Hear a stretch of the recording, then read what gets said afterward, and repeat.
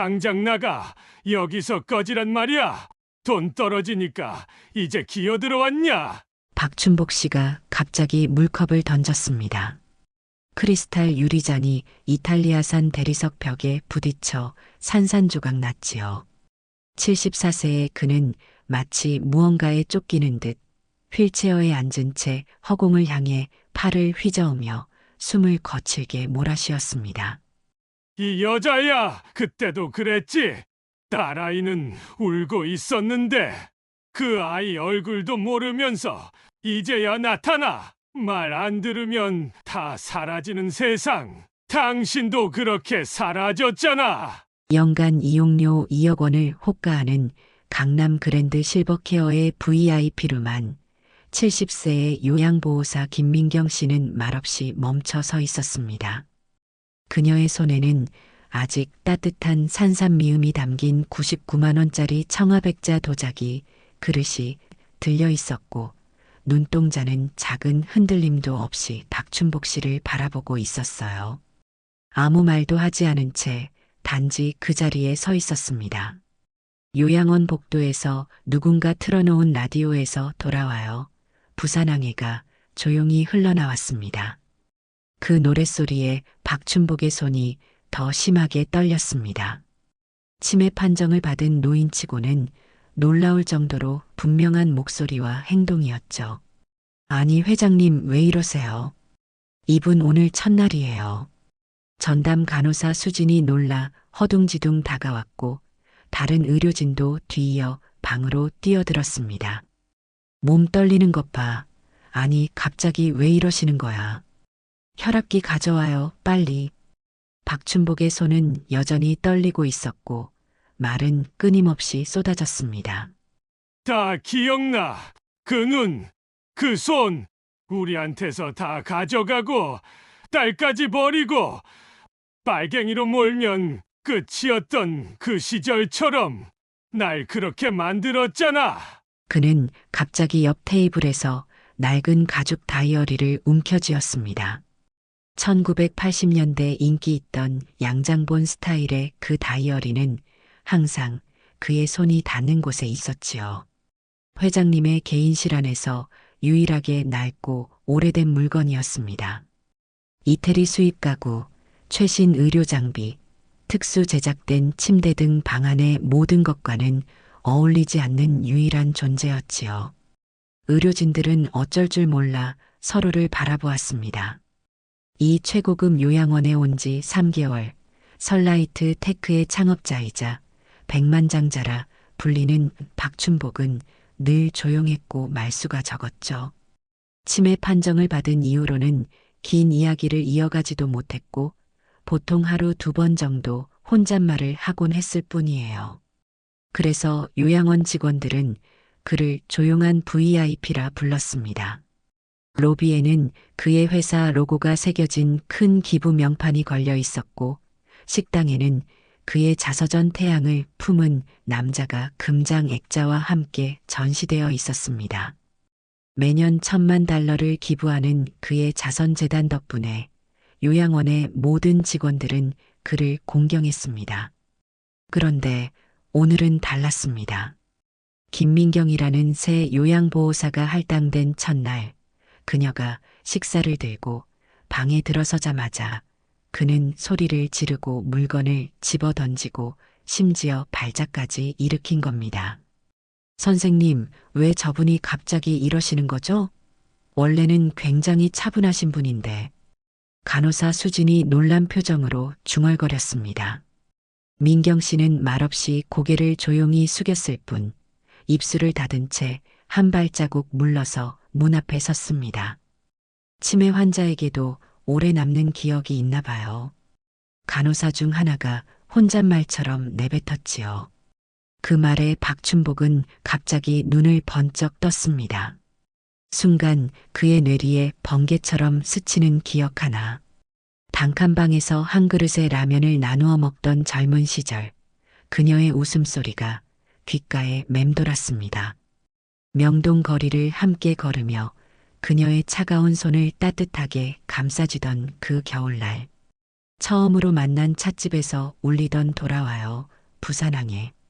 기억 안 나는 줄 알았지? 그래, 날 바보로 알았겠지. 다 까먹은 노인네한테 이제 와서 조금이라도 남은 돈 뜯어내러 왔냐? 이딴 쇼하지 마. 돌아가. 돌아가라고. 그는 숨을 헐떡이며 외쳤고 결국 휠체어에 주저앉아 고개를 떨구었습니다. 눈빛은 흐릿했지만 입가엔 피가 맺혔고 온몸이 뒤틀리는 듯한 경련이 따라왔습니다.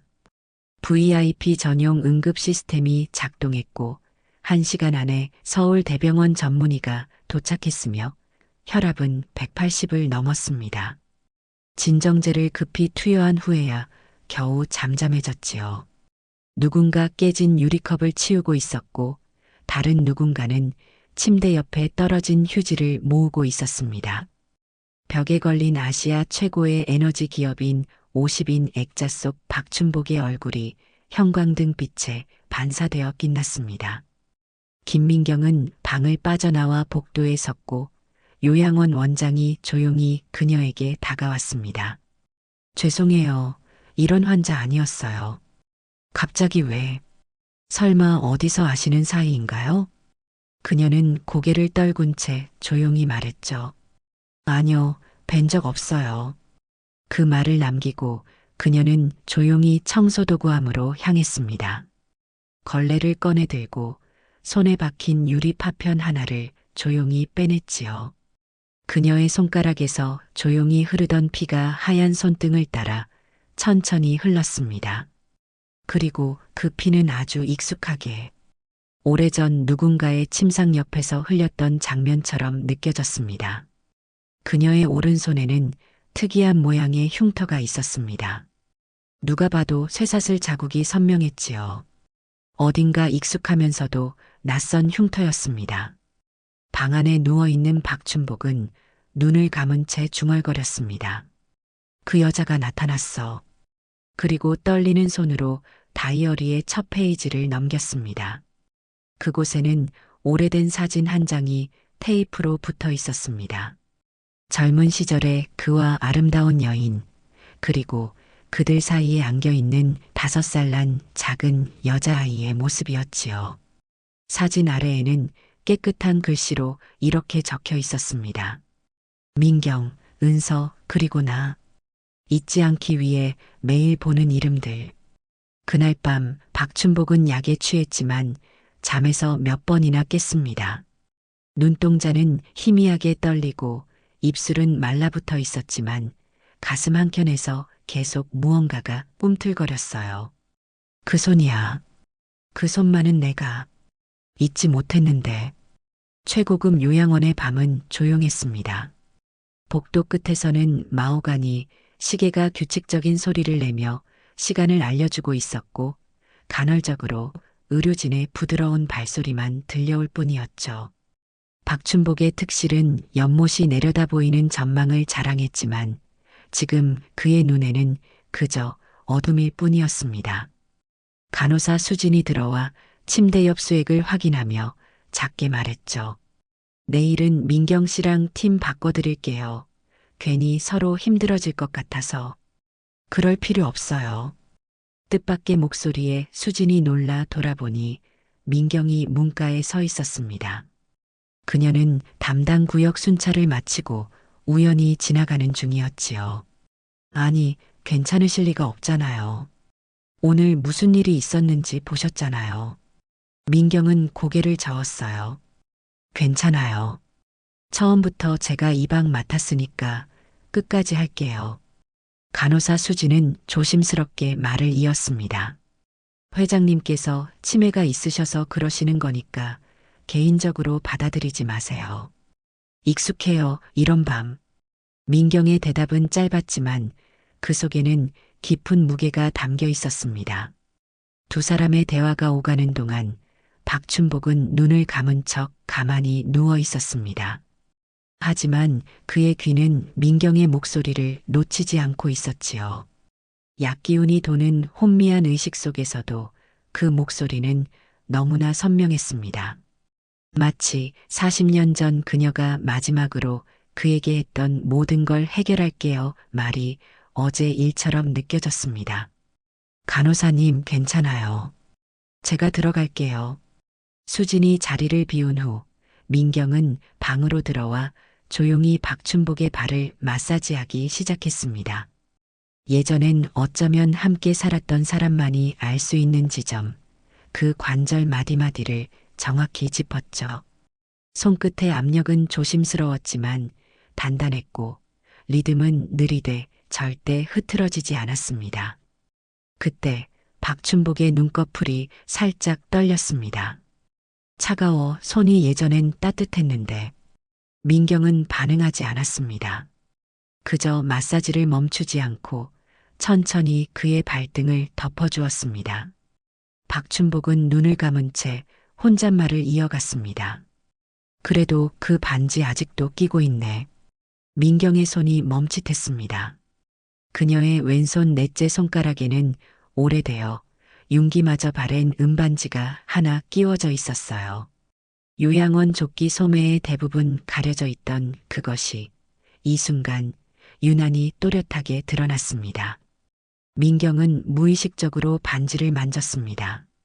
오래되어 윤기마저 바랜 은반지였지만 그녀에게는 소중한 약속이 담긴 물건이었습니다. 간호사 수진이 다시 들어와 무심코 그걸 보았습니다. 보호사님, 그 반지 예쁜데요. 오래된 것 같아요. 민경은 손을 끌어당기지도 않았고 웃지도 않았습니다. 그저 조용히 말했죠. 이 반지요? 제가 끝까지 지키려 했던 거예요. 언제나 손가락에서 빼지 않았죠. 정말 소중한 물건이었으니까요. 수지는 더 묻지 않았습니다. 하지만 그 말이 머릿속에서 계속 맴돌았지요. 정말 소중한 물건이라는 표현. 그건 무언가 물건만을 말하는 것 같지 않았거든요. 요양원 로비에서는 임을 위한 행진곡이 작게 흘러나오고 있었습니다. 옛 민주화 운동의 상징과도 같은 그 노래에 민경의 어깨가 살짝 떨렸습니다. 수지는 그 반응을 놓치지 않았습니다. 저 노래 민주화 운동 때 많이 불렀다던데요. 민경은 고개를 끄덕였습니다. 그 시절 세상이 바뀌면 더 행복하게 살자고 약속했었는데 그 말에 수진의 눈이 커졌습니다. 민경의 말투에 담긴 개인적인 추억이 느껴졌기 때문입니다. 요양원 베테랑 수진은 환자와 보호사 사이에 숨겨진 관계를 감지하는데 능했습니다. 그날 밤 박춘복은 또 한 번 앓는 소리를 냈습니다. 그 반지 약속했는데 돌려줄 거라며. 민경은 그를 바라보며 천천히 자신의 손을 내렸습니다. 그의 손 위에 조용히 자신의 손을 포개었습니다. 이번엔 반응이 없었어요. 다만 눈가에 아주 작고 얕은 주름 하나가 떨리듯 움직였습니다. 방 안의 TV에서는 추억의 영상 채널에서 방영하는 80년대 뉴스 재방송이 나오고 있었습니다. 아나운서가 전두환 정권 시절 민주화 운동 과정에서 무고한 시민들이 라고 말하는 순간 민경의 얼굴이 창백해졌습니다. 춘복의 침대 옆 테이블에는 그가 소중히 간직하던 옛 포토 앨범과 함께 민경이 가져온 따뜻한 보리차가 놓여 있었지요. 그의 방 벽면에는 설라이트 테크 창립 당시 사진이 걸려 있었습니다. 그 사진 속 박춘복은 자신감 넘치는 미소를 짓고 있었지만 눈가에는 어딘가 공허한 구석이 있었습니다. 춘복 씨, 민경이 조용히 입을 열었습니다. 당신이 나 기억 못해도 괜찮아요. 나도 당신한테 하고 싶은 말 너무 많았지만 다 늦어버린 줄 알았으니까요. 그 목소리는 낮고 깊었습니다.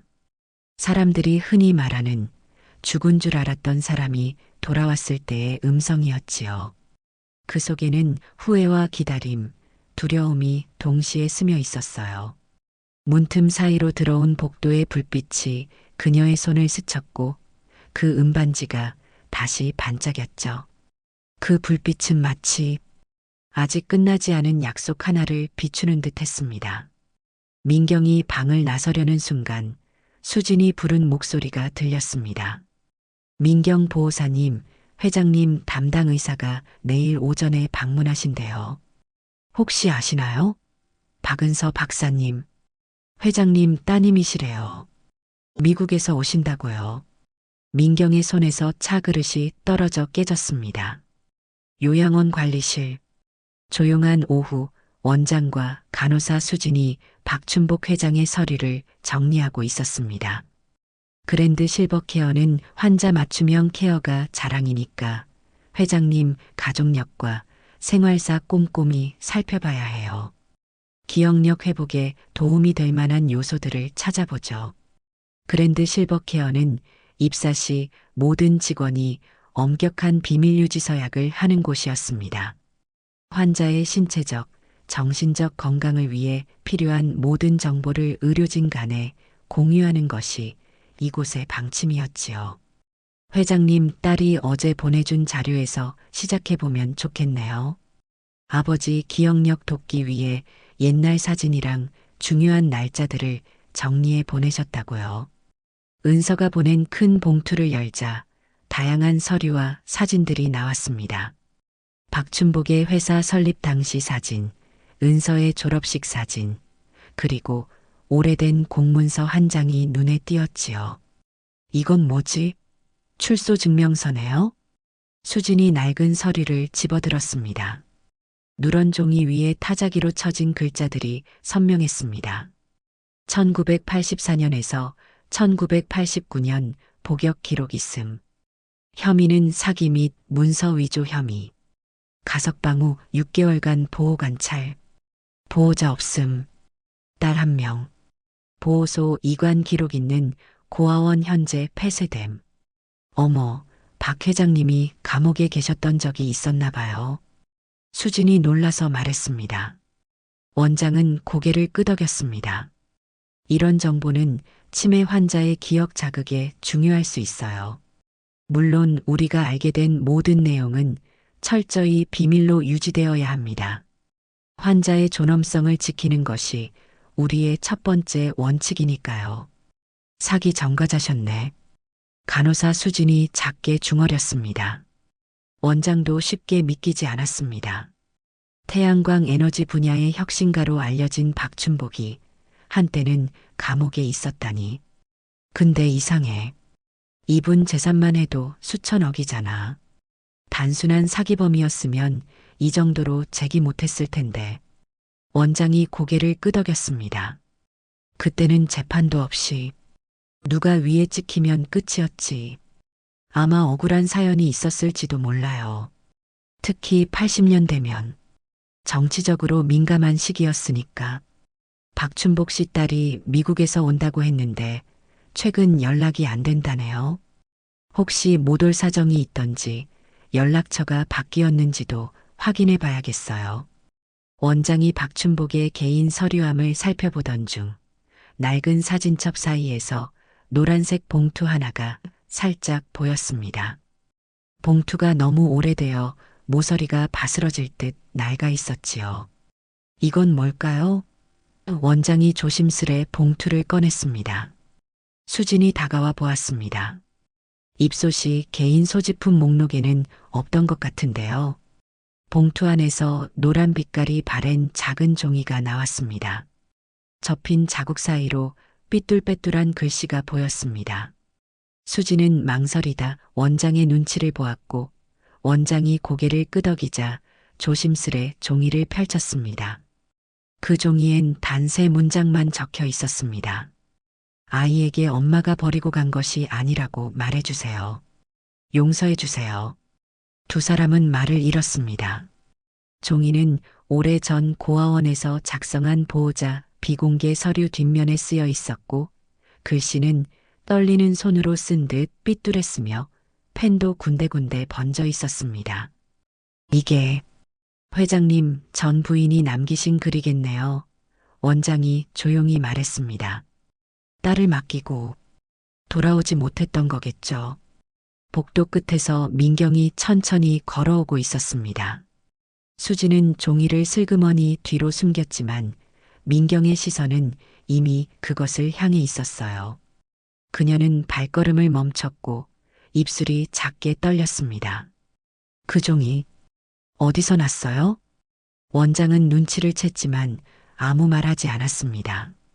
민경은 다가와 조심스레 종이를 손에 받아들었습니다. 그리고 그녀의 손이 떨리기 시작했지요. 한 줄 한 줄. 그 문장을 입으로 따라 읽기 시작했습니다. 그녀의 눈가엔 어느새 눈물이 고여 있었고 반지 낀 손가락이 종이를 조심스레 감쌌습니다. 수지는 그 모습을 보며 속으로 확신했어요. 이분이 그 메모를 쓴 사람이구나. 박 어르신의 아내였던 거야. 그 편지. 민경이 목소리를 낮추어 말했습니다. 제가 오래전에 쓴 것 같네요. 민경의 눈가에 눈물이 고였지만 더 이상의 말은 하지 않았습니다. 원장과 수지는 숨을 들이켰지만 아무 말도 하지 못했습니다. 민경의 목소리는 조용하면서도 단단했습니다. 하지만 아직은 말하지 말아주세요. 제가 할게요. 그 순간 민경의 마음속으로 1984년의 기억이 밀려왔습니다. 서울, 1984년 5월. 아이, 좀 봐줘요. 민경은 5살 은서를 이웃집 아주머니에게 맡기고 경찰서로 달려갔습니다. 박춘복, 그녀의 남편이 새벽에 갑자기 연행되었습니다.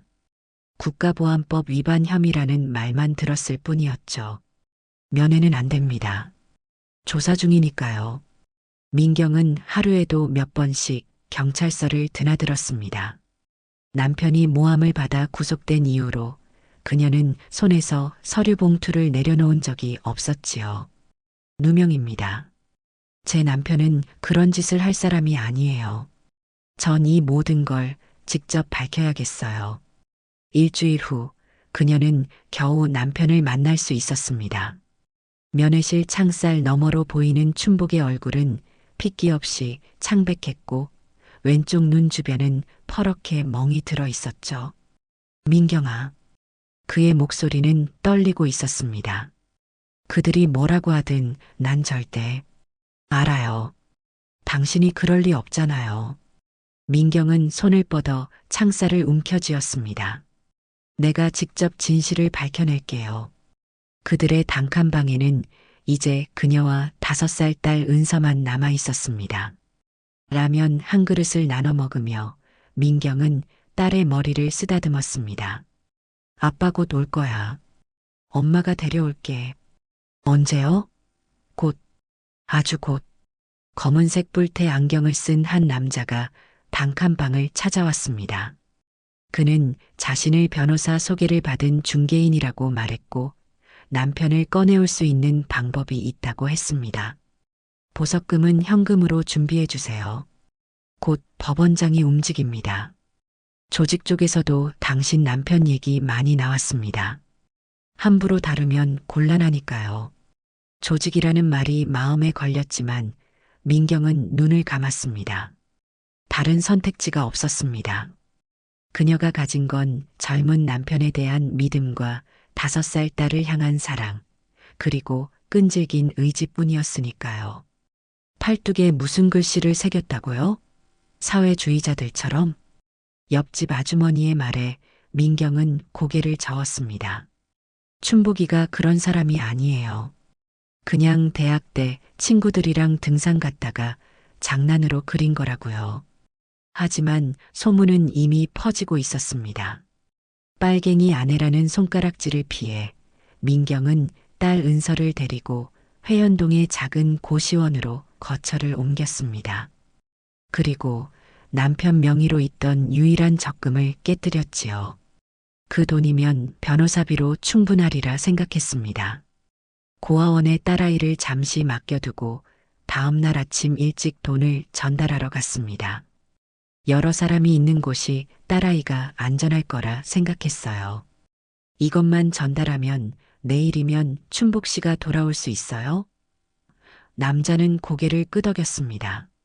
물론입니다. 내일 새벽에 풀립니다. 전화국 앞에서 전화를 걸려던 순간 수화기에서 음성이 들렸습니다. 통화 감청 중입니다. 민경은 전화를 서둘러 끊었습니다. 어디에나 감시의 눈이 있었던 그 시절이었습니다.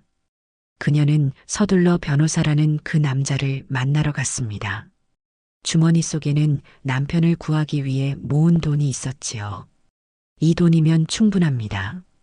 내일 아침에 석방 서류가 나올 겁니다. 남자는 웃으며 봉투를 받아들었습니다. 그리고 차로 데려다 주겠다며 민경을 안내했습니다. 잠시만요. 제 딸이 고아원에. 먼저 딸을 데려와야 해요. 걱정 마세요. 일단 남편부터 풀어드리고 내일 함께 아이를 데리러 갑시다. 그의 말에 안심한 민경은 차에 올랐습니다. 하지만 낯선 골목으로 들어서자 갑자기 뒷좌석에서 누군가 그녀의 입을 막았습니다. 가만히 있어. 소리 지르면 가족들 다 위험해. 요양원 스피커에서 식사 알림음이 울렸고 민경은 회상에서 깨어났습니다. 종이를 가슴에 품은 채 고개를 숙였습니다. 식사 준비하겠습니다. 그리고 아무 일 없었다는 듯 조용히 주방으로 향했지요. 하지만 그날 밤 직원들 중 누구도 민경의 뒷모습을 함부로 바라보지 못했습니다. 그걸 보는 건 마치 잃어버린 시간을 살아있는 채로 마주하는 일처럼 느껴졌거든요. 요양원 라운지에서는 TV에서 80년대 다큐멘터리가 조용히 흘러나오고 있었습니다. 변화하는 시대와 함께 점점 희미해지는 과거의 기억들처럼요. 선생님, 수진이 원장에게 물었습니다. 혹시 하버드 메디컬에서 교수로 재직 중인 박춘복 회장님 딸 연락처 확인되셨어요? 원장은 고개를 끄덕였습니다. 내일 오전 11시에 도착한대요. 바쁜 일정 빼서 아버지를 보러 잠깐 오는 거래요. 수지는 창가에 서 있는 민경을 바라보았습니다. 그녀의 마음속에 하나의 질문이 맴돌았습니다. 내일 그 딸이 40년 만에 어머니를 만나게 되는 걸까? 깊은 밤이었습니다. 요양원 전체가 조용했고 복도엔 간접등 하나만이 희미하게 벽을 물들이고 있었어요. 김민경은 식사를 마친 환자들의 식기를 정리한 뒤 아무 말 없이 그릇을 물로 헹군 다음 손수건으로 조심스럽게 무언가를 닦아냈습니다. 작은 아주 오래된 머리핀이었죠.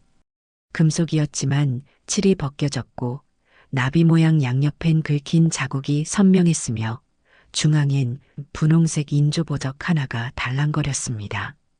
80년대 소녀들 사이에서 유행했던 그 평범한 머리핀은 그녀에게는 세상의 전부와도 같았습니다. 엄마가 꼭 다시 데리러 올게. 그녀가 마지막으로 딸에게 했던 말이었습니다. 그 말과 함께 은서의 머리에 꽂아주었던 것과 똑같은 머리핀을 민경은 오랫동안 간직해왔습니다. 쌍으로 된 머리핀 중 하나를 딸에게 주고 하나는 자신이 가진 채 잠깐만 기다려 곧 데리러 올게라고 약속했지만 그 잠깐이 40년이 되어버렸습니다. 그녀는 그것을 조심스레 손수건에 싸서 천천히 주머니에 넣었습니다. 1시간 후 민경은 몰래 박춘복의 방으로 들어갔습니다. 그의 숨소리를 확인하고 머리맡 탁자 위에 조심스럽게 머리핀을 올려놓았습니다. 방을 나서려는 순간 텔레비전에서 88년 서울올림픽 개막식 재방송이 나오고 있었습니다. 그때 당신은 감옥에서 이걸 보고 있었겠네요. 박춘복은 깨어났습니다. 정확히 말하자면 깨어난 듯한 꿈속에서 눈을 떴습니다. 침실은 어두웠지만 그는 누군가가 자신의 방에 들어왔다 나간 기척을 느꼈습니다. 베개 옆 탁자 위에 전에 없던 무언가가 놓여 있었지요.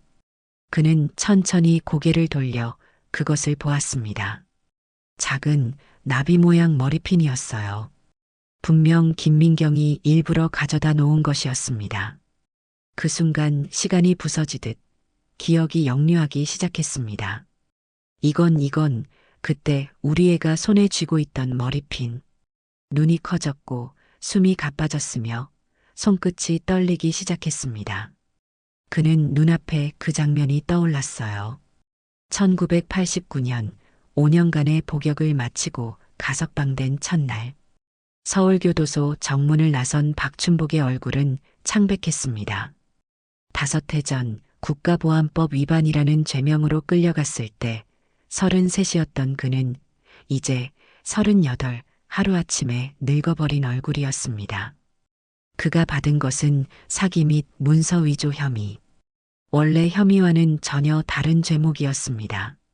정치범이라는 낙인을 피하게 해준, 어쩌면 누군가의 선이었을지도 모를 그 판결로 인해 그는 5년이라는 시간을 감옥에서 보냈습니다. 당신 처는 면회 온 적 없어요. 애초에 없는 사람처럼 기록되어 있네요. 교도관의 말에 춘복은 아무 말도 하지 않았습니다. 면회가 끊긴 지는 이미 5년이 넘었으니까요. 처음엔 매주 찾아오던 민경이 갑자기 오지 않게 된 후 그가 받은 것은 출처 불명의 작은 봉투 하나뿐이었습니다. 그 안에는 딸 은서의 사진과 고아원 주소만 적혀 있었지요. 춘복은 당시 무슨 일이 일어났는지 알 수 없었지만 불길한 예감이 들었습니다. 아내와 딸에게 무슨 일이 생긴 것이 분명했습니다. 춘복은 출소 직후 그곳으로 달려갔습니다. 가석방 중이라 이동 제한이 있었지만 그는 아이를 찾기 위해 모든 것을 걸었습니다. 고아원 입구는 초라했습니다. 담장 페인트가 벗겨진 건물 앞에 그는 한참을 서 있었습니다. 안으로 들어가 물었을 때 아이는 다행히 여전히 그곳에 있었습니다. 박은서요? 네, 있어요. 혹시 누구신지? 아빠예요. 아이, 아빠입니다. 원장의 눈이 커졌습니다. 5살에 들어와 10살이 된 아이에게 처음으로 찾아온 부모였습니다. 복도를 지나 작은 놀이방으로 안내받았을 때 춘복의 심장은 터질 듯이 뛰고 있었습니다. 그리고 그는 그녀를 보았습니다. 창가에 앉아 책을 읽고 있는 작은 소녀, 그의 딸 은서였습니다. 은서야. 소녀가 고개를 들었습니다. 낯선 얼굴에 잠시 혼란스러워하다가 이내 천천히 눈을 깜빡였습니다. 아저씨, 누구세요? 나, 아빠야. 은서의 눈에 눈물이 고였습니다. 그 눈물이 흘러내리기 전에 춘복은 무릎을 꿇고 딸을 안았습니다. 작은 소녀의 몸이 떨리며 그의 품에 안겼습니다. 아빠, 엄마는요? 엄마는 어디 있어요? 춘복은 대답할 수 없었습니다. 복도에서 바라보던 직원들의 눈길, 원장의 낮은 한숨소리, 그리고 딸의 울음소리가 뒤섞였습니다. 그때 그는 은서의 머리 낡은 무언가가 빛나는 것을 보았습니다. 머리핀이었습니다. 나비 모양의 중앙에 분홍색 보석이 달린 머리핀. 이건 엄마가 줬어요. 엄마가 다시 올 때까지 가지고 있으라고. 춘복은 가슴이 찢어지는 듯 했습니다. 그는 아이를 데려오기 위해 모든 서류를 준비했지만 한 가지 문제가 있었습니다. 가석방 상태였고 취업도 하지 못한 상태에서 그는 법적으로 아이의 양육권을 주장할 수 없었습니다. 2달만 더 기다려줘, 은서야. 아빠가 꼭 데리러 올게. 가지 마요. 엄마처럼 안 올 거잖아요. 그 말에 춘복의 가슴이 무너졌습니다. 아이를 안은 채 그는 처음으로 눈물을 흘렸습니다. 감옥에서도 고문을 받을 때도 참았던 눈물이 폭포처럼 쏟아졌습니다. 아빠는 꼭 올게. 약속해. 그는 지켰습니다. 정확히 2달 후 그는 충분한 보증금과 주거지를 마련하여 은서를 데려왔습니다. 고아원 출신이라는, 그리고 범죄자의 딸이라는 낙인을 피하기 위해 그는 딸을 데리고 부산으로 거처를 옮겼습니다. 춘복은 교도소에 있는 동안 과학 잡지에서 미래 에너지에 관한 글을 읽고 태양광 기술에 관심을 갖게 되었습니다. 심지어 감옥 안에서 틈틈이 간단한 설계도를 그리기도 했죠. 출소 후 부산으로 거처를 옮긴 그는 우연히 신문에서 태양광 산업 성장 기사를 보게 되었고 그것이 새 삶을 시작할 기회라고 생각했습니다. 교도소에서 구상했던 특수 태양광 지별판 설계를 본격적으로 발전시키기 시작했고 이것이 훗날 설라이트 테크의 기반이 되었습니다. 딸을 위해 그리고 어쩌면 언젠가 돌아올지도 모를 민경을 위해 TV에서는 88올림픽 성화 점화 장면 재방송이 흘러나오고 있었습니다. 박춘복의 기억 속에서 작년에 감옥 TV 앞에 모여 앉아 그 장면을 함께 지켜보던 재소자들의 모습이 선명하게 떠올랐지요. 당시 그는 출소를 1년 앞두고 있었고 그 화려한 개막식을 보며 자유의 날을 손꼽아 기다렸던 때였습니다. 나는 감옥에 있고 당신은 사라졌고 우리 애는 혼자 무서워서 울었겠지. 눈물이 그의 볼을 타고 흘렀습니다. 다시 기억 속에서 빠져나와 현실로 돌아왔습니다. 이 머리핀 딸아이한텐 세상의 전부였지. 춘복은 눈을 감으며 중얼거렸습니다. 그걸 누가 여기다 민경이 너냐? 복도 끝 세탁실 창밖에는 밤비가 부슬부슬 내리고 있었습니다. 민경은 세탁기 앞에 조용히 앉아 있었습니다. 그녀의 무릎 위엔 아무것도 없었지만 손은 마치 무언가를 계속 쓰다듬고 있는 듯 움직이고 있었어요. 그녀는 창밖을 바라보다가 갑자기 눈을 감고 작게, 아주 작게 입을 열었습니다. 다시 쥐어줄 수 있을 줄은 몰랐어. 그 말이 허공에 닿기도 전에 복도 너머 침실에서 낮은 울음소리가 들려왔습니다. 멍한 울음.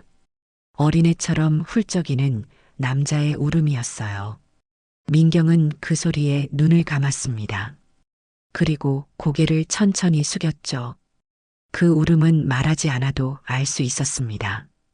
그건 기다렸어라는 말이었고 왜 이제야 왔냐는 책망이었고 그래도 고맙다는 용서의 시작이었어요. 다음 날 아침 요양원은 일찍부터 분주했습니다. VIP 방문객을 맞이하기 위해 로비는 새로운 꽃병으로 장식되었고 박춘복의 방은 특별 청소가 이루어졌습니다. 박 회장님 따님이 오실 시간이 거의 다 됐네요. 원장이 직원들에게 말했습니다. 최대한 정중하게 응대해 주세요. 하버드 메디컬 교수이시고 국제적인 명성을 가진 분이니까요. 수지는 민경을 찾아 세탁실로 갔습니다. 민경은 여느 때와 같이 침착하게 린넨을 정리하고 있었습니다. 선생님, 오늘 박 회장님 따님이 오신대요. 11시예요. 혹시 만나실 건가요? 민경은 일손을 멈추지 않은 채 대답했습니다. 업무에 충실할게요. 신경 쓰지 마세요. 마음 감사해요. 수지는 더 묻지 않았습니다. 하지만 민경의 손이 떨리는 것을 놓치지 않았지요. 혹시 우리가 어제 읽은 그 메모를 쓰신 분이 맞으시면 따님을 만나는 게 좋지 않을까요? 40년이면 평생인데요. 민경의 눈에 다시 눈물이 고였습니다. 하지만 이내 깊게 숨을 들이마시고 고개를 저었습니다. 그럴 자격이 없어요. 그 애를 버린 거나 다름없으니까. 하지만 선생님, 우리는 그 메모를 봤잖아요. 아이에게 엄마가 버리고 간 것이 아니라고 말해주세요. 무슨 일이 있었던 거죠? 민경의 손이 세탁물 위에서 멈췄습니다. 그녀의 목소리는 작지만 단단했습니다. 수진 씨, 당신 나이엔 모를 거예요. 80년대는 말 한마디로 사람이 사라지는 시대였어요. 누군가를 지키려면 때로는 그 사람 곁을 떠나야 했죠. 요양원 정문 앞 고급스러운 검은색 세단이 멈췄습니다. 차에서 내린 여성은 45세 정도로 보였고 단정한 정장 차림이었습니다. 그녀의 손에는 오래된 액자 하나가 들려 있었습니다. 박은서, 하버드 메디컬 스쿨의 교수이자 국제적인 심장외과 의사인 그녀는 깊게 숨을 들이마셨습니다. 아버지의 건강 상태가 악화되었다는 소식을 듣고 급히 비행기를 타고 온 그녀는 아버지를 만날 준비를 하고 있었습니다. 아버지, 저를 기억해 주세요. 제발. 그녀는 작게 속삭인 후 요양원 문을 향해 걸어갔습니다. 아버지. 은서가 박춘복의 병실로 들어서는 순간 침대에 앉아있던 노인의 눈이 반짝 빛났습니다. 치매로 인해 대부분의 사람들을 알아보지 못하게 된 지 몇 달이 지났지만 딸의 목소리만큼은 그의 기억 속에 선명히 남아 있었습니다. 은서야. 그의 떨리는 목소리에 은서는 서둘러 아버지 곁으로 다가갔습니다. 고급 정장 차림의 그녀는 침대 옆에 무릎을 꿇고 아버지의 손을 부드럽게 잡았습니다. 어떻게 지내셨어요? 오랜만이죠? 박춘복은 딸의 얼굴을 물끄러미 바라보았습니다. 그리고 그의 손가락이 천천히 움직여 은서의 머리카락을 쓰다듬었죠. 어렸을 때 머리핀 끼고 다녔지. 은서의 눈이 커졌습니다. 아버지가 특정 기억을 언급한 것은 오랜만이었습니다. 그녀는 가방에서 작은 액자를 꺼냈습니다. 그 안에는 오래된 머리핀이 고이 보관되어 있었습니다. 이거 말씀하시는 거예요? 제가 늘 가지고 다녔던. 춘복의 눈에 눈물이 고였습니다. 어젯밤에 여기 있었는데. 네, 무슨 말씀이세요? 똑같은 머리핀이. 어젯밤엔 여기 있었는데. 수진이 병실 문 앞에서 원장에게 속삭였습니다. 민경 보호사님이 밤에 머리핀을 두고 가셨나 봐요. 제가 야간 순찰 때 회장님 테이블 위에서 봤거든요. 원장은 고개를 끄덕였습니다. 그런데 아침에 청소할 때는 없었어요. 회장님이 보관하신 걸까요? 아니면 누군가 치운 걸까요? 춘복은 딸의 손을 꼭 쥐었습니다.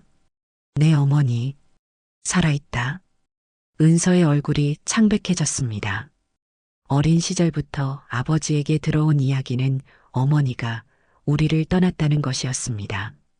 하지만 아버지는 결코 어머니를 나쁘게 말하지 않았고 오히려 내 어머니는 좋은 사람이었다라고 항상 말해주었죠.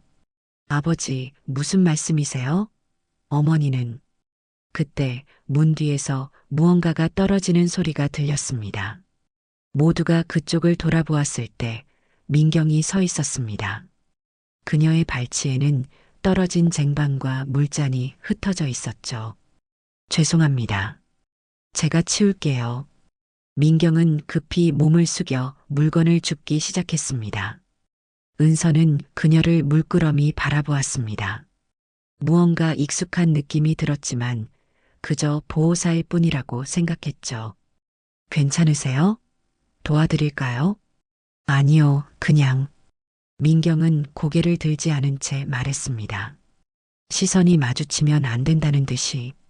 박춘복은 침대에서 천천히 일어나 앉았습니다. 그의 눈은 민경에게 고정되어 있었습니다. 민경아. 그 순간 방 안의 공기가 얼어붙었습니다. 은서의 눈이 커졌고 민경은 그 자리에 굳어버렸습니다. 원장과 수지는 서로를 바라보며 어떻게 해야 할지 몰라 했죠. 무슨 말씀이세요, 아버지? 민경은 떨리는 목소리로 물었습니다. 너, 우리 민경이 맞지? 그 손, 그 반지. 춘복의 목소리는 확신에 차 있었습니다. 은서는 혼란스러움에 말을 잇지 못했습니다. 그녀의 시선은 아버지와 보호사 사이를 오갔습니다. 아버지, 이분이 어머니라고요? 민경의 눈에서 눈물이 흘러내렸습니다. 더 이상 숨길 수 없었습니다. 그녀는 천천히 고개를 들어 처음으로 은서와 시선을 마주쳤습니다. 그 눈에서 은서는 어린 시절의 희미한 기억 한 조각을 발견했습니다. 아주 작은 기억, 누군가 자신의 머리에 핀을 꽂아주며 웃던 따뜻한 얼굴. 설마 어머니세요? 민경은 대답 대신 손수건을 꺼내 눈물을 닦았습니다. 정말 살아계셨군요. 은서의 목소리가 떨렸습니다. 아버지가 늘 내 어머니는 우리를 떠난 게 아니다라고 하셨어요. 제가 어렸을 때부터요. 민경은 놀라 고개를 들었습니다. 그리고 춘복을 바라보았지요. 그렇게 말해줬어요? 춘복은 고개를 끄덕였습니다. 아이에게 거짓말할 순 없었으니까. 내가 우리를 버린 게 아니란 걸. 어떻게든 알았어. 그때 40년 전으로 시간이 거슬러 올라갔습니다. 중국 내륙의 작은 공장, 1984년. 납치된 지 3개월이 지났습니다. 민경은 수십 명의 다른 여성들과 함께 봉제 공장에 갇혀 있었습니다. 날마다 16시간씩 옷을 만들고 밤에는 좁은 방에 10명이 함께 누워 잠을 청했죠. 도망치면 안 돼. 여기서 5년은 일해야 빚을 갚는다고 했잖아. 옆에 누운 여자가 속삭였습니다. 자신은 빚도 없는데 왜 이렇게 잡혀 있는지도 몰랐습니다. 민경은 매일 밤 딸과 남편 생각에 눈물을 흘렸습니다. 춘복은 아직도 감옥에 있을 테고 은서는 그 어린 것이 고아원에서 얼마나 무서워하고 있을지. 나 좀 도와주세요. 편지 하나만 보내게 해주세요. 민경은 감독관에게 애원했지만 돌아온 것은 냉정한 매와 폭언뿐이었습니다. 그녀의 오른손에 있는 상처는 그때 맞은 쇠사슬 자국이었습니다. 첫 해가 지나고 두 번째 해가 절반쯤 지났을 때 그녀는 처음으로 도망칠 기회를 잡았습니다. 한밤중에 창고 뒷문이 잠시 열려 있는 틈을 타 그녀는 필사적으로 뛰었습니다. 하지만 그것은 함정이었습니다. 그들은 이런 식으로 도망치려는 자들을 색출했고 공개적으로 처벌했습니다. 다시 한번 이러면 한국의 가족들에게 좋지 않을 거야. 공장주는 그녀의 머리채를 잡고 경고했습니다. 그리고 그는 한국에서 가져온 그녀의 소지품 하나를 꺼냈습니다. 머리핀이었습니다. 은서에게 쌍으로 주었던 것 중 하나, 그녀가 늘 몸에 지니고 다니던 딸과의 연결고리. 이거 소중하지? 좋아, 다시 돌려줄게. 하지만 다음번엔 그는 말을 마치지 않았습니다. 하지만 민경은 이해했습니다. 다음번엔 그들이 한국의 가족을 찾아갈 것이라는 위협이었습니다. 그녀는 더 이상 도망치려 하지 않았습니다. 오직 살아남아 언젠가 가족에게 돌아가는 것만이 목표가 되었죠. 세월은 흘렀습니다. 약속된 년이 지나도 그녀는 풀려나지 못했습니다. 공장이 바뀌고 도시가 바뀌었습니다. 그녀의 신분은 삭제되었고 이름도 빼앗겼습니다. 단지 한국 여자 혹은 14번 노동자라고만 불렸죠. 10해가 지나고 20해가 지났습니다. 그녀는 이제 희망을 잃었습니다. 춘복과 은서는 이제 그녀를 잊었을 테고 새 삶을 살고 있을 것이라 생각했습니다. 2016년 공장 화재가 발생했을 때 민경은 처음으로 밖으로 나올 수 있었습니다. 그 혼란 속에서 그녀는 도망쳤고 국경 근처 작은 마을에서 유엔 인권단체 요원들에게 발견되었습니다. 그들의 도움으로 그녀는 2018년 마침내 한국 땅을 다시 밟을 수 있었습니다. 하지만 돌아온 세상은 그녀가 떠났던 세상이 아니었습니다. 서울은 완전히 달라져 있었고 그녀가 살던 동네는 고층 아파트 단지로 변해 있었죠. 가족 찾는 것을 도와드릴까요? 하지만 민경은 고개를 저었습니다. 긴 세월 그들은 이미 그녀를 잊고 새 삶을 살고 있을 테니까요.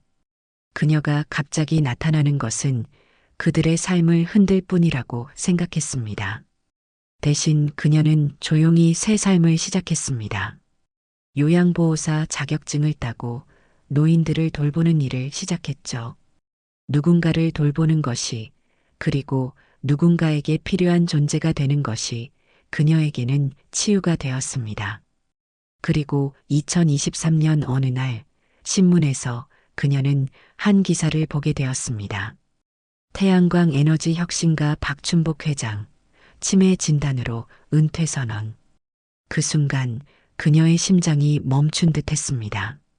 사진 속 남자는 분명 그녀의 춘복이었습니다. 나이가 들어 많이 변했지만 그 눈빛은 변하지 않았습니다. 민경은 그날부터 박춘복을 찾기 시작했습니다. 그리고 마침내 그가 입원한 그랜드 실버케어를 알아냈고 그곳에 취직하기 위해 모든 노력을 기울였습니다. 왜 그런 고급 요양원에 꼭 취직하고 싶으세요? 면접관의 질문에 그녀는 조용히 대답했습니다. 제가 돌봐드리고 싶은 분이 계세요. 병실에 모인 사람들은 숨소리조차 내지 않은 채 민경의 이야기를 들었습니다.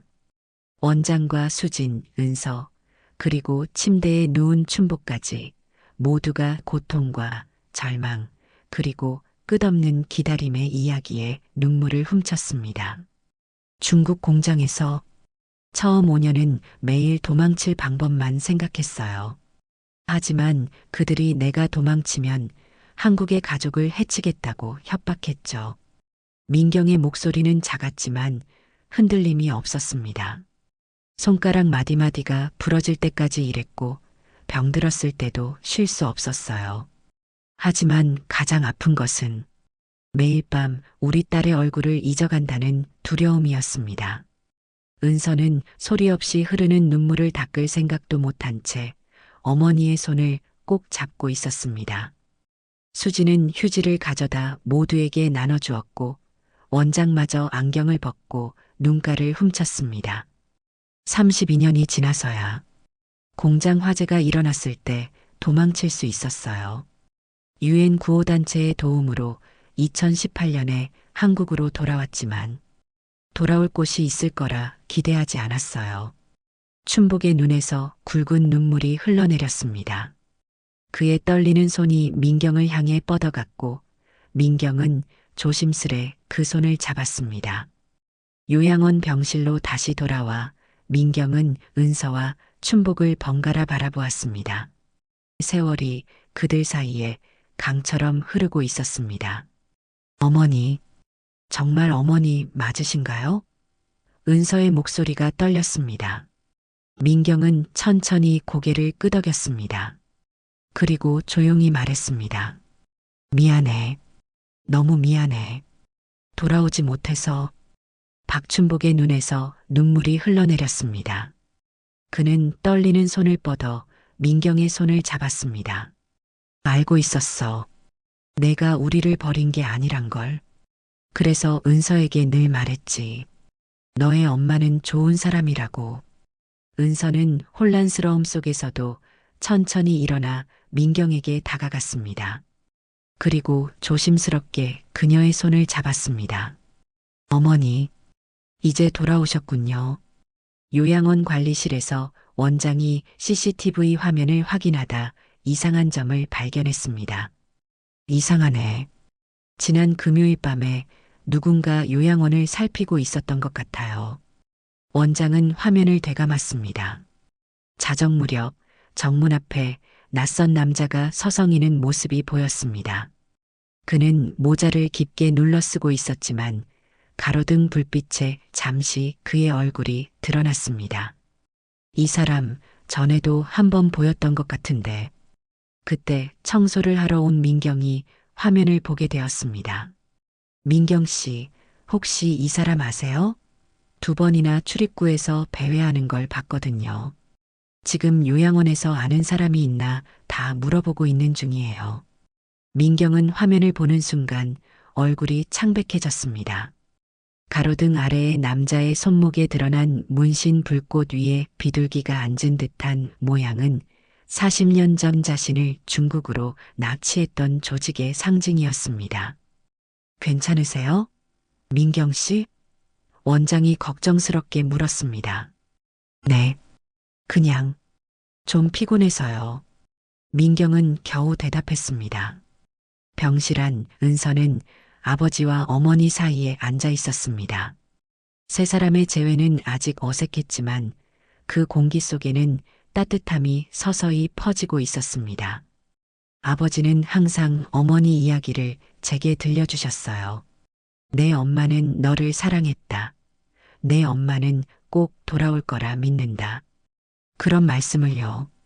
민경의 눈에 눈물이 고였습니다. 아버지가 그렇게 말해줬구나. 나는 그것도 모르고 우리 딸이 상처받지 않길 바랐으니까. 춘복이 작은 목소리로 말했습니다. 아버지 없이, 어머니 없이 자란다는 건 너무 가혹하니까. 은서는 어머니의 손을 조심스럽게 잡았습니다. 어렸을 때는 많이 기다렸어요. 특히 생일마다 문 앞에서 엄마가 오시길 기다렸죠. 민경의 마음이 무너져 내렸습니다. 그녀가 놓친 시간들, 함께하지 못한 딸의 생일들, 첫 학교 입학식, 대학 졸업식, 그 모든 순간들이 한꺼번에 밀려왔습니다. 용서해 줄 수 있을까? 민경의 목소리가 떨렸습니다. 은서는 잠시 침묵했습니다. 그리고 천천히 고개를 끄덕였습니다. 이제야 이해할 수 있어요. 왜 아버지가 항상 내 엄마는 우리를 버린 게 아니다라고 말씀하셨는지. 박춘복은 신음하듯 말했습니다. 내가 알고 있었어. 민경이는 그런 사람이 아니라는 걸. 그의 목소리가 점점 또렷해졌습니다. 치매로 희미해졌던 기억이 민경의 귀 안으로 하나둘 돌아오는 듯 했습니다. 교도소에서 마지막 편지가 왔을 때 글씨가 달랐어. 억지로 쓴 것 같았고, 그래서 알았지. 무슨 일이 있었다는 걸. 민경은 놀라움에 고개를 들었습니다. 당신이 그걸 알았어요? 춘복은 천천히 고개를 끄덕였습니다. 그래서 은서에게 계속 말해줬어. 언젠가 내 엄마가 돌아올 거라고. 세 사람 사이에 오랜 침묵이 흘렀습니다. 세월이 만든 거리감은 쉽게 메워지지 않았지만 적어도 이제 서로를 이해할 수 있었습니다. 은서가 입을 열었습니다. 어머니, 이제 우리 함께 있을 수 있는 거죠? 민경은 고개를 숙였습니다. 모르겠어요. 이제 와서 내가 끼어들 자리가 있을까 싶기도 하고. 그런 말 마. 춘복이 단호하게 말했습니다. 너는 돌아와야 할 자리로 돌아온 거야. 그때 수진이 조심스럽게 문을 두드렸습니다. 박 회장님, 죄송합니다만 약 드실 시간이에요. 은서가 일어섰습니다. 제가 아버지를 도울게요. 어머니는 좀 쉬세요.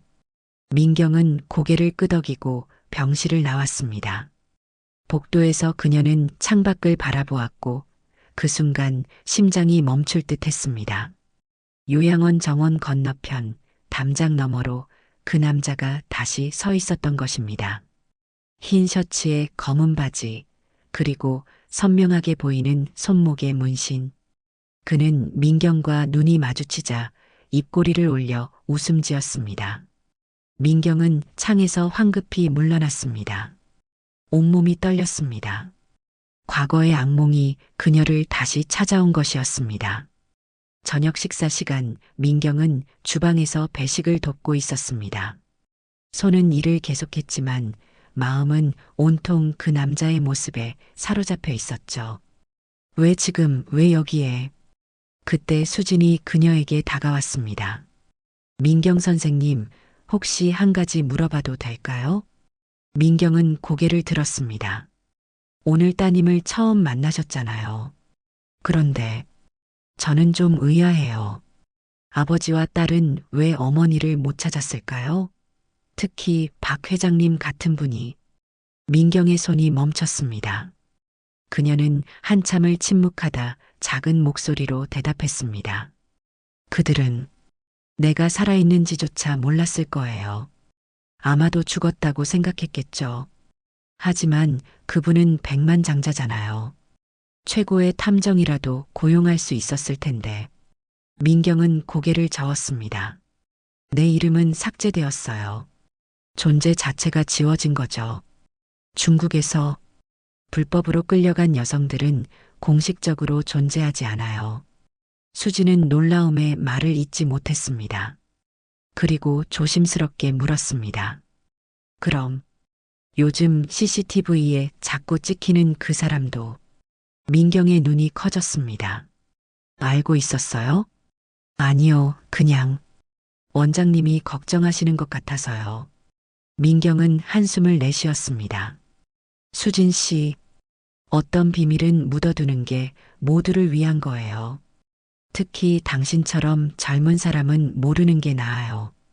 그날 밤 민경은 요양원 휴게실에서 뜬 눈으로 밤을 새웠습니다. 창밖을 계속 주시하며 그 남자가 다시 나타날까 두려워했습니다. 왜 나를 찾아왔을까? 어떻게 왜 나를 찾은 거지? 새벽 3시 그녀는 작은 소리에 깜짝 놀라 고개를 돌렸습니다. 은서가 휴게실 문간에 서 있었습니다. 어머니, 주무시지 않고 계셨네요. 민경은 당황해 자리에서 일어났습니다. 은서야, 왜 안 자고? 은서는 다가와 어머니 옆에 앉았습니다. 저도 잠이 안 와서요. 너무 많은 일이 하루에 일어났으니까요. 두 사람은 잠시 침묵 속에 앉아 있었습니다. 40년의 세월이 만든 서먹함을 어떻게 깨야 할지 알 수 없었습니다. 어머니, 제가 궁금한 게 있어요. 뭐든지 물어봐, 은서야. 어머니는 아버지와 저를 찾기 위해 노력하셨나요? 민경의 눈에 눈물이 고였습니다. 그녀는 천천히 고개를 끄덕였습니다. 매일 밤 너희를 생각했어. 처음 몇 년 동안은 탈출을 시도했지만 그들이 너희를 해치겠다고 위협했어. 그래서 포기할 수밖에 없었어. 은서의 눈에도 눈물이 고였습니다. 제 생일마다 촛불을 끌 때 엄마가 보고 있다면 어떤 마음일까라고 생각했어요. 민경은 더 이상 말을 잇지 못했습니다. 대신 그녀는 조심스럽게 팔을 뻗어 딸을 안았습니다. 은서는 처음에는 어색해했지만 곧 어머니의 품에 얼굴을 묻었습니다. 엄마, 이제 어디 가지 마세요. 민경은 딸의 머리를 쓰다듬으며 고개를 끄덕였습니다. 절대로 안 갈게, 이제는. 그때 휴게실 창밖에서 불빛이 번쩍였습니다. 민경은 반사적으로 몸을 일으켰습니다. 정원에 서 있는 사람의 그림자가 보였습니다. 은서야, 잠시만. 민경은 조심스럽게 창가로 다가갔습니다. 그 남자였습니다. 그는 이번에도 민경과 눈을 마주치자 웃음 지었습니다. 그리고 손가락으로 목을 그으며 위협하는 동작을 취했습니다.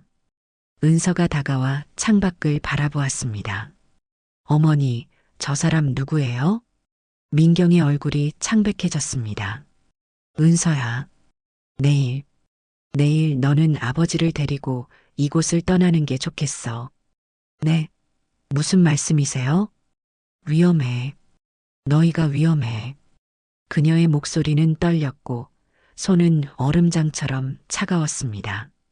은서는 처음으로 어머니의 공포를 느꼈습니다. 어머니, 무슨 일이에요? 저 사람이 누구길래? 과거의 악몽이야. 민경은 창문을 닫고 블라인드를 내렸습니다. 그리고 은서에게 고개를 돌렸습니다. 은서야, 듣고 있니? 내 아버지를 지켜야 해. 그들은 아직도 내 아버지를 원해. 누가요? 어머니, 제대로 설명해 주세요. 민경은 깊은 숨을 들이마셨습니다. 그리고 처음으로 그녀는 그날의 진실을 말하기 시작했습니다. 그들은 아버지가 감옥에서 본 것 때문에 우리를 노리고 있어. 그날 춘복 씨가 감옥에 갔던 건 단순한 국가보안법 위반이 아니었어. 은서의 얼굴이 창백해졌습니다. 그녀는 처음으로 어머니와 아버지가 숨겨왔던 진실의 무게를 느끼기 시작했습니다. 어머니, 아버지가 무엇을 보았길래요? 다음 날 아침 요양원 병실. 은서는 아버지의 침대 옆에 앉아 손을 잡고 있었습니다. 민경은 문가에 서서 두 사람을 바라보고 있었지요. 밤새 일어난 일들로 세 사람 모두 충분히 잠을 이루지 못했습니다. 아버지, 무슨 일이 있었던 거예요? 어머니가 말씀하시길. 아버지가 감옥에서 뭔가를 보셨다고. 은서가 조심스럽게 물었습니다. 박춘복은 한동안 침묵했습니다.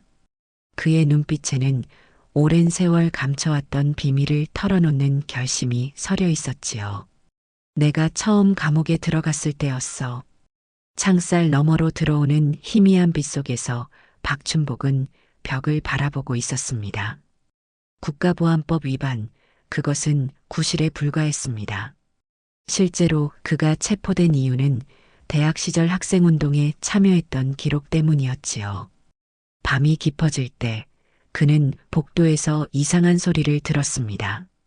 몇몇 간수들이 한 재소자를 끌고 가는 소리였습니다. 춘복은 창살에 얼굴을 가까이 대고 밖을 내다보았지요. 그 사람은 더 이상 쓸모가 없어. 처리해. 낮은 목소리였지만 그 말은 분명했습니다. 그들은 한 재소자를 끌고 가고 있었고 그 사람의 얼굴은 심하게 구타당한 흔적으로 가득했습니다. 춘복은 그 광경을 목격한 것만으로도 위험해질 수 있다는 것을 알았습니다. 그는 재빨리 침대로 돌아갔지만 이미 늦었습니다. 간수 하나가 그의 눈을 마주쳤고 춘복은 그 눈빛 속에서 위협을 읽었습니다. 다음 날 한 간수가 면회실로 그를 데려갔습니다. 박춘복, 면회 왔어. 춘복은 면회실에 들어섰지만 그곳에는 민경이 아닌 낯선 남자가 앉아 있었습니다. 검은색 넥타이에 뿔테 안경을 쓴 그 남자는 차갑게 웃으며 말했습니다. 어젯밤에 본 것 잊어버리는 게 좋을 거야. 춘복은 아무 말도 하지 않았습니다. 당신 부인과 딸, 민경 씨와 은서 맞지? 그들을 위해서라도 당신은 아무것도 보지 못했다고 하는 게 좋을 거야. 춘복의 심장이 빠르게 뛰기 시작했습니다. 그것은 단순한 위협이 아니었습니다. 그의 가족이 위험에 처한 것이었죠. 무슨 말씀이신지 모르겠습니다. 좋아, 그렇게 나오는 게 좋겠어. 그럼 부인과도 잘 지내길 바라네. 그 남자는 자리에서 일어나 나갔고 춘복은 혼란스러움 속에 남겨졌습니다. 이틀 후 민경이 마지막으로 면회를 왔을 때 춘복은 그녀에게 아무것도 말하지 않았습니다. 가족을 위험에 빠뜨리고 싶지 않았기 때문이었지요. 그로부터 일주일 후 그는 민경이 다시 면회 오지 않는다는 소식을 들었습니다. 그리고 한 달 뒤 작은 봉투가 그에게 전달되었습니다. 그 안에는 딸 은서의 사진과 함께 고아원 주소만 적혀 있었습니다. 춘복은 즉시 알았습니다. 그들이 민경을 해친 것이었습니다. 그날 이후로 나는 살아남기로 결심했어. 춘복이 천천히 말을 이었습니다. 그들을 찾아내기 위해, 진실을 밝혀내기 위해. 은서와 민경의 눈에 눈물이 고였습니다. 이제야 모든 것이 이해되기 시작했습니다. 출소 후에도 계속 찾았어. 하지만 모든 기록이 사라져 있었지. 마치 민경이 존재하지 않았던 것처럼. 민경은 조용히 다가와 춘복의 다른 손을 잡았습니다. 그들은 강력했어요. 당시 권력을 가진 사람들과 연결되어 있었고, 내가 본 것은 단순한 구타가 아니었어. 춘복이 떨리는 목소리로 말했습니다. 그들은 정치범을 처형하고 있었어. 재판도 없이, 기록도 남기지 않고. 은서는 숨을 들이켰습니다. 그리고 어머니를 납치한 것은 나를 침묵시키기 위해서였지. 춘복이 말했습니다. 만약 내가 그것을 폭로했다면 모든 권력자들이 위험해질 테니까. 민경은 고개를 끄덕였습니다. 납치된 후 그들이 내게 말했어요. 내 남편이 입을 열면 너는 영원히 돌아가지 못할 것이라고. 세 사람은 침묵 속에 서로의 손을 꼭 잡았습니다.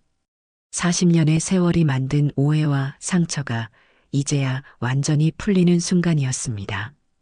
그런데 왜 지금 그 사람이 나타난 거죠? 은서가 물었습니다. 민경이 깊은 숨을 내쉬었습니다. 몇몇은 아직도 살아있어요.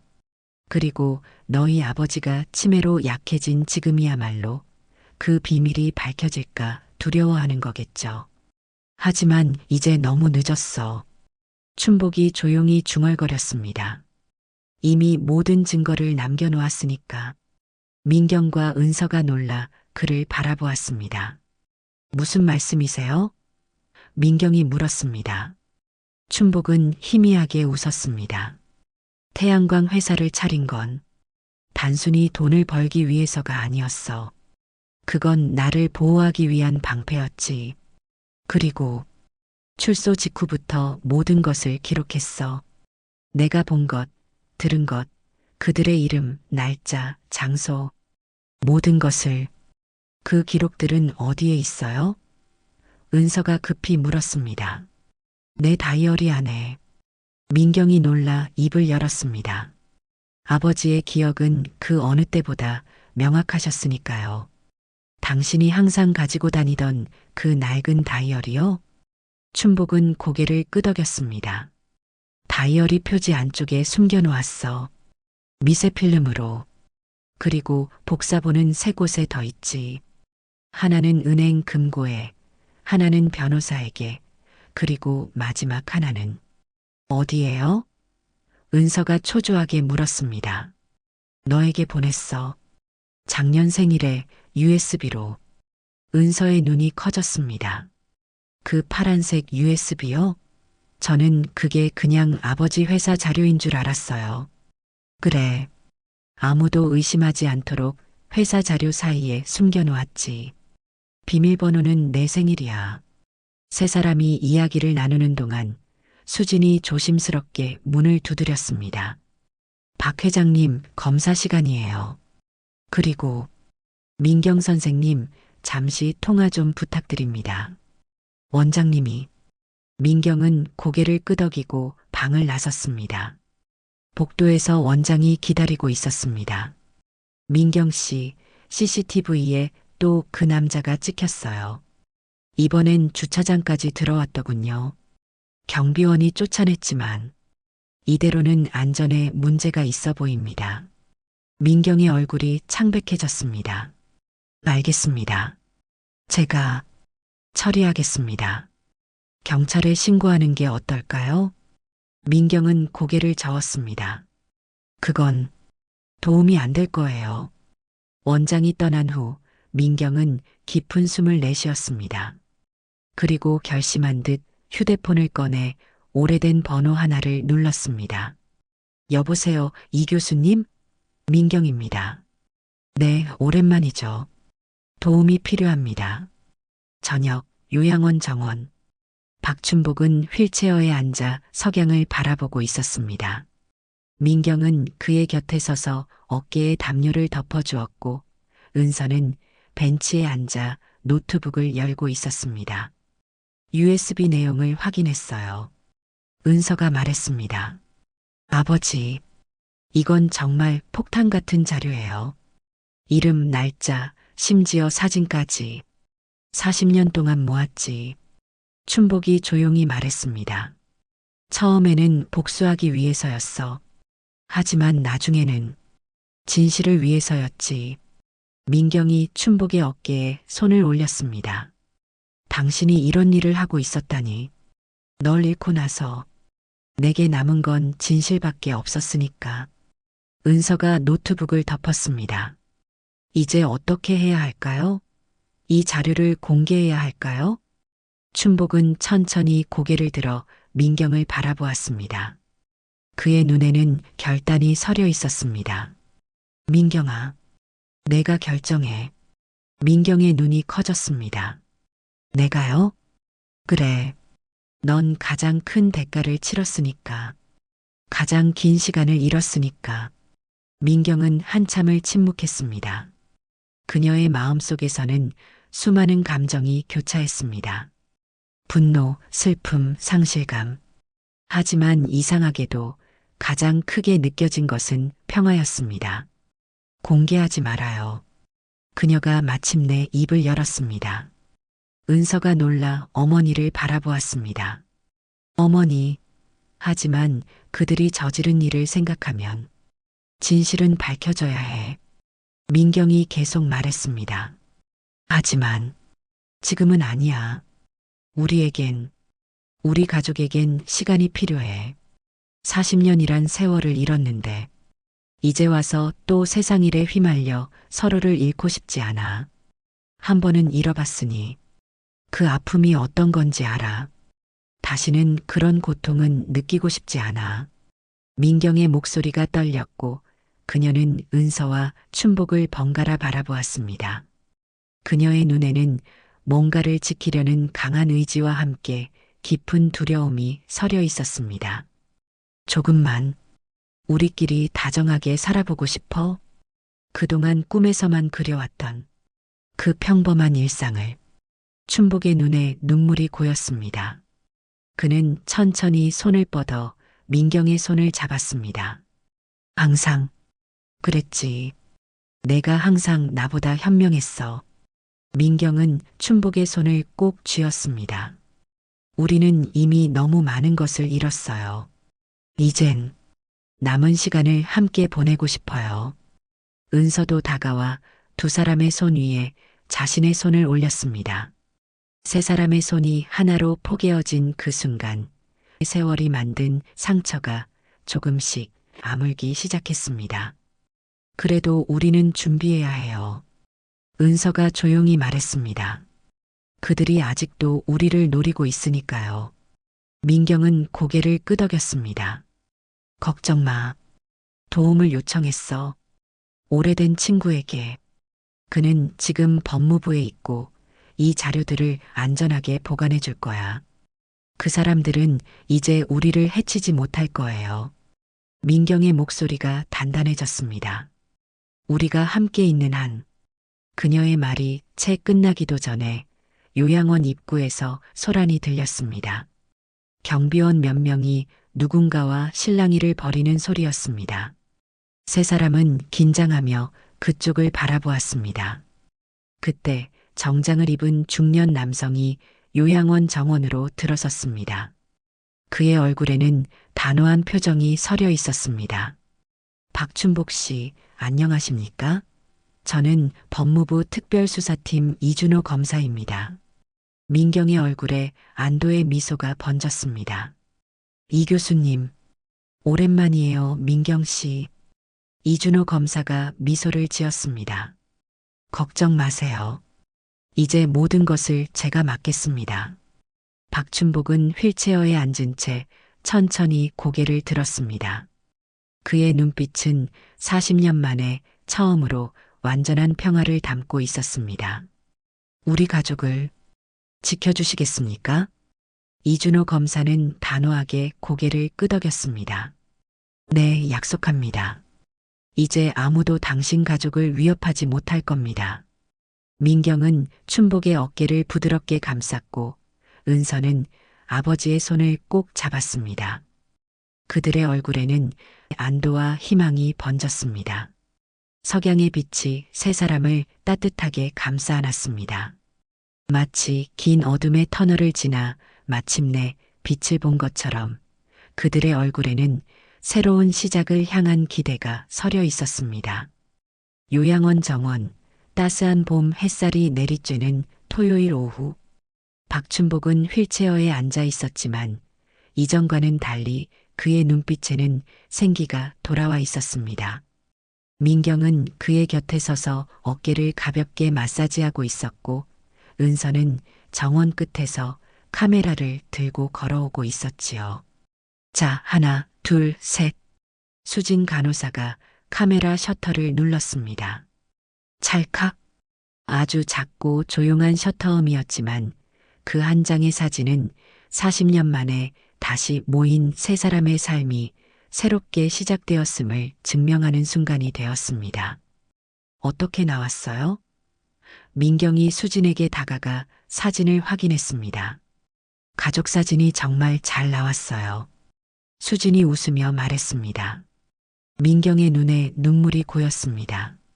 가족이라는 단어가 이토록 아름답게 들린 적이 있었을까요? 40년 동안 그녀는 그 단어를 입에 올릴 자격조차 없다고 생각했습니다. 그래서 그녀는 가족이라 부를 사람도 집이라 부를 곳도 없었습니다. 어머니, 이제 어떻게 하실 거예요? 은서가 벤치에 앉으며 물었습니다. 민경은 잠시 생각에 잠겼습니다. 이제 무엇을 할 것인가? 오직 생존만을 생각하며 살아왔던 그녀에게 미래를 계획한다는 것은 낯설고도 두려운 일이었습니다. 글쎄, 당분간은 여기서 계속 일할 생각이야. 그녀가 천천히 대답했습니다. 아직 많은 분들이 내 도움을 필요로 하시니까. 그리고 그녀는 춘복을 바라보며 말을 이었습니다. 당신 곁에 있고 싶어요. 춘복의 눈이 반짝였습니다. 치매가 있었지만 민경이 돌아온 이후 그의 상태는 놀랍도록 호전되었습니다. 의사들도 믿기 힘들어했지요. 마치 그의 뇌가 민경을 기다리기 위해 마지막 힘을 보존하고 있었던 것처럼요. 우리 집, 박춘복이 갑자기 말했습니다. 강남에. 은서가 고개를 끄덕였습니다. 네, 아버지. 한남동 자택 말씀이시죠? 거기 같이 가자. 우리 셋이. 민경과 은서는 서로를 바라보았습니다. 이것은 춘복이 자신의 집으로 돌아가고 싶다고 표현한 첫 번째 순간이었습니다. 요양원에 온 이후로 그는 집에 대해 한 번도 언급한 적이 없었으니까요. 아버지, 정말 집에 가고 싶으세요? 은서가 조심스럽게 물었습니다. 춘복은 고개를 끄덕였습니다. 마당에 민경이 좋아하던 진달래가 있어. 민경의 눈이 커졌습니다. 당신이 진달래를 심었어요? 내가 돌아올 날을 위해 매년 새 꽃을 심었지. 민경의 눈에서 눈물이 흘러내렸습니다. 그녀가 사라진 후에도 춘복은 그녀를 기다리며 그녀가 좋아하던 꽃을 심었다는 사실이 가슴을 파고들었습니다. 집에 갈래요. 우리 함께. 이틀 후 한남동의 고급 주택가, 높은 담장과 고풍스러운 정원이 있는 대저택 앞에 차가 멈췄습니다. 집사와 가정부가 나와 일행을 맞이했고 박춘복의 휠체어를 조심스럽게 내렸습니다. 회장님, 오랜만에 뵙습니다. 집이 많이 그리우셨겠어요. 민경은 저택의 규모에 놀랐습니다. 그녀가 떠난 후 춘복은 정말로 백만장자가 되어 있었습니다. 그녀는 자신의 낡은 옷과 단순한 소지품을 바라보다가 문득 자신이 여기에 어울리지 않을지도 모른다는 불안감이 들었습니다.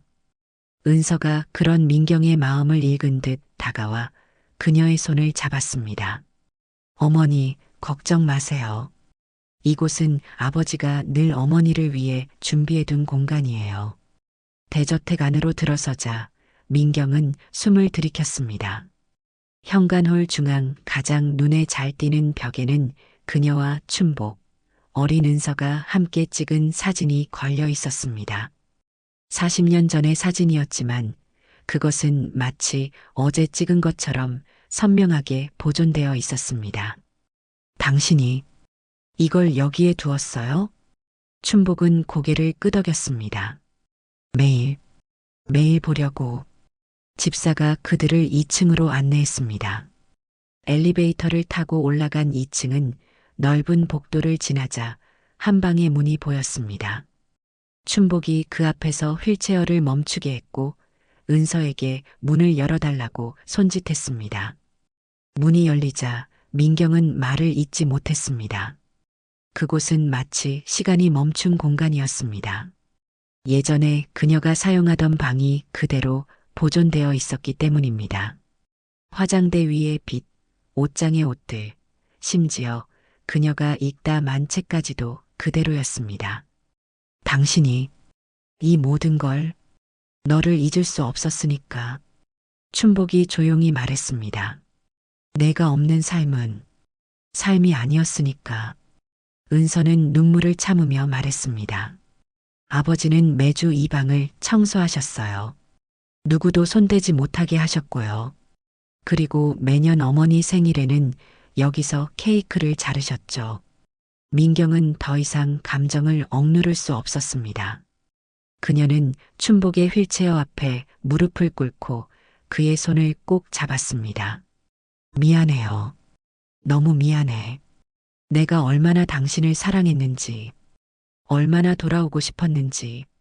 춘복은 천천히 손을 뻗어 민경의 눈물을 닦아주었습니다. 알고 있었어. 항상 알고 있었어. 집 뒤편 정원으로 나가자 민경은 다시 한번 놀라움을 금치 못했습니다. 정원 한쪽에는 화려한 진달래 정원이 있었고 다른 한쪽에는 작은 연못과 정자가 있었습니다. 진달래, 정말 매년 심었군요. 춘복은 미소를 지었습니다. 내가 약속했잖아. 돌아오면 진달래 정원을 만들어주겠다고. 그것은 그들이 단칸방에 살 때 나눴던 대화였습니다.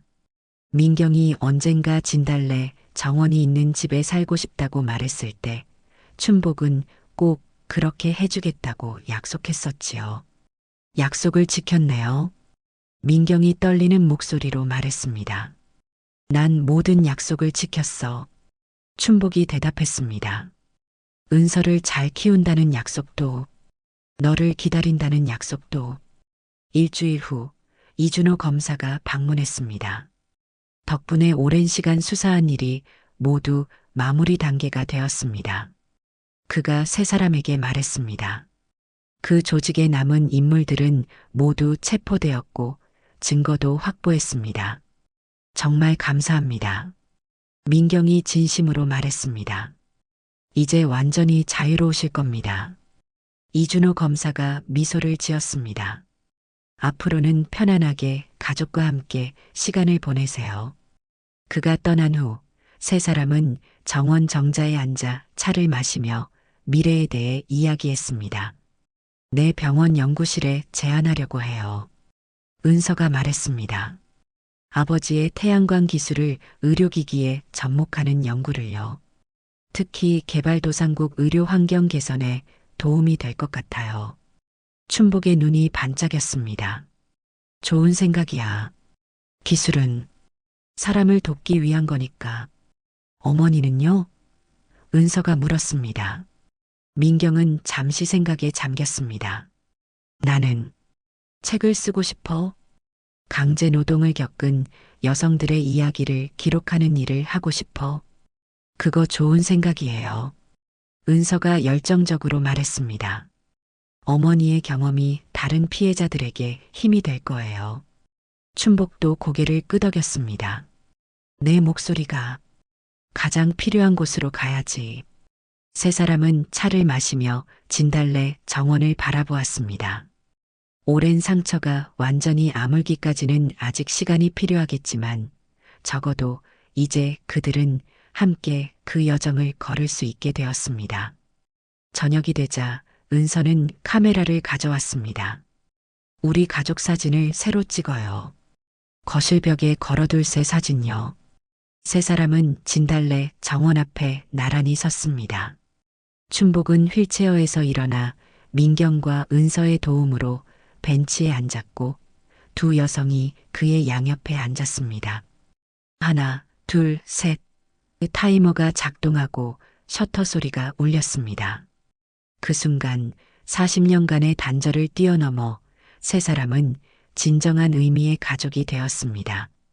한 달 후 병원 정기 검진. 놀랍습니다. 박 회장님. 의사가 검사 결과를 보며 말했습니다. 치매 진행이 거의 멈춘 것 같아요. 뇌 활동이 훨씬 활발해졌고 인지 기능도 상당히 회복되었습니다. 그래도 아직 계속 지켜봐야 합니다. 일시적일 수도 있어요. 은서는 믿을 수 없다는 표정으로 의사를 바라보았습니다. 정말인가요? 어떻게 가능한 일이죠? 의사는 어깨를 으쓱했습니다. 의학적으로 완전히 설명하기는 어렵습니다만, 때로는 정서적 안정과 행복감이 놀라운 치유력을 발휘하기도 합니다. 사랑의 힘이군요. 의학을 공부하는 은서가 믿을 수 없다는 듯 조용히 말했습니다. 춘복은 그저 미소를 지었습니다. 그의 눈빛은 이제 과거의 혼란스러움이 아닌 선명한 의식과 평화로 가득했습니다. 1년 후 진달래가 만발한 봄, 한남동 저택 정원에서는 작은 가족 모임이 열리고 있었습니다. 은서의 연구팀이 개발한 휴대용 태양광 의료기기가 아프리카에 첫 수출을 앞두고 있었고, 민경의 책 40년의 침묵이 출간되어 사회적 반향을 일으키고 있었습니다. 축하해요, 우리 가족. 춘복이 건배를 제안했습니다. 그는 이제 휠체어 없이도 짧은 거리를 걸을 수 있게 되었습니다. 우리가 이렇게 함께 있게 될 줄 누가 알았을까요? 은서가 감격에 젖어 말했습니다. 민경은 남편과 딸을 바라보며 미소 지었습니다. 어둠을 지나 그녀는 마침내 빛 속에 서 있었습니다. 춘복 씨, 민경이 조용히 불렀습니다. 응? 고마워요. 기다려줘서. 매일매일 보고 싶을 때 보고 통화할 수 있다는 게 천국이에요. 춘복은 그녀의 손을 꼭 잡았습니다. 우리는 이름을 기억했잖아. 서로의 이름을. 민경은 고개를 끄덕였습니다. 그리고 은서를 바라보며 말했습니다. 우리 딸의 이름처럼. 은은 은혜로움, 선은 책이라는 뜻이었지. 우리의 은혜로운 이야기가 될 거라고 지었던 이름이었어. 은서의 눈에 눈물이 고였습니다. 그래서 아버지가 항상 제게 너는 우리 가족의 이야기라고 말씀하셨군요. 춘복은 미소 지었습니다. 그리고 천천히 또렷한 목소리로 말했습니다. 민경, 은서, 그리고 나. 이제 우리는 서로의 이름을 영원히 기억할 거야. 세 사람의 손이 테이블 위에서 포개어졌습니다. 진달래 꽃잎이 봄바람에 흩날리며 그들 주위를 맴돌았고 40년간의 긴 겨울을 지나 마침내 찾아온 봄의 따스함이 그들을 감싸 안았습니다. 이제 그들의 이야기는 새로운 장을 향해 펼쳐지고 있었습니다. 과거의 상처를 딛고 함께 걸어가는 미래의 길 위에서 말이죠. 오늘 이야기가 마음에 드셨다면 좋아요와 구독, 알람 설정 잊지 마세요. 여러분의 따뜻한 댓글 하나가 정말 큰 힘이 됩니다.